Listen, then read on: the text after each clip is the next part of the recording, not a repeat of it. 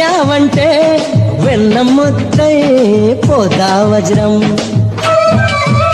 నీ ఛాతి విఖ్యాతి తెలుసులే లేలేత నా బుగ్గలో ముటిమకు. నీ నడుము హరివిల్లు కవలలు అని ఆకాశం దిగి వచ్చి పలికిందిలే. చిత్తర పిడుగై చచ్చుకుపోతే చిత్తర పిడుగై చచ్చుకుపోతే పచ్చని ఆకై విచ్చుకుపోతా.